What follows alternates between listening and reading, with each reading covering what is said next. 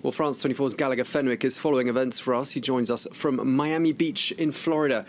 Gallagher, what more do we know about the path of the storm?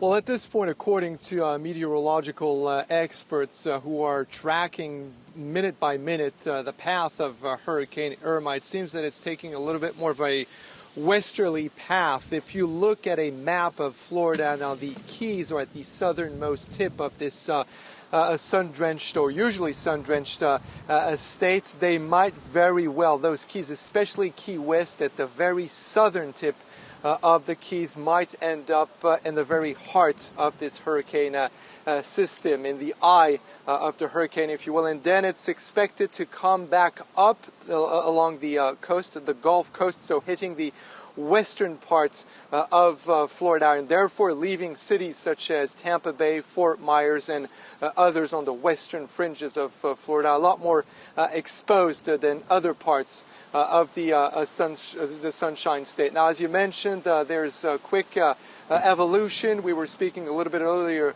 of this hurricane having been brought down to a Category 3. Remember that it has been shifting sort of back and forth over the past 24, 48 hours between a hurricane, a Category 5, 4, and 3. Nonetheless, authorities continue to warn residents out here in Florida to take this thing very, very seriously, and certainly not to let their guard down, even when there are announcements of this thing being sort of lowered to a lower category, saying to take this thing very seriously, to hunker down and to seek shelter.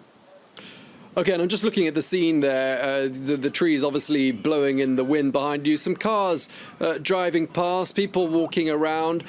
Tell us a little bit more about what the situation is like in Miami specifically, and also tell us about what the authorities there are telling residents to do.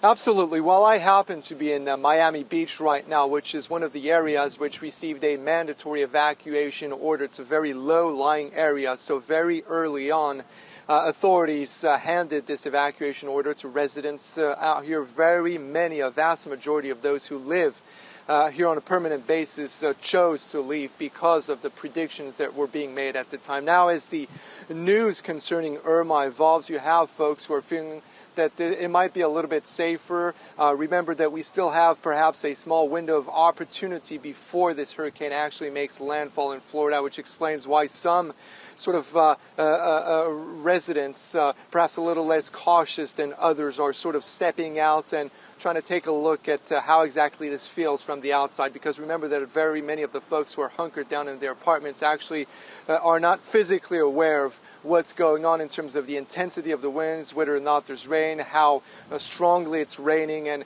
how these skies look from the outside. But authorities have made it very clear. They want people out of harm's way. They want people to move towards shelters, towards the inside of the coast, and those who want to stay, they want them indoors, hunkered down in hurricane-proof buildings or rooms with their goods, provisions, and monitoring the news very closely on local channels and radios. Authorities have told us, for instance, that they cannot force people to leave. Those who want to stay behind because they want to protect their property or because they feel that they have nowhere to go can do so. But that's really not the preferred choice of municipal authorities out here in Miami, which have really, extended the perimeter of mandatory evacuation far beyond Miami Beach, and this as of more than 24 hours. So people still keeping their guard up, but feeling that perhaps this time in Miami, at least, they might be part of the more fortunate ones to be somewhat spared, although meteorological experts are warning that Miami will likely be exposed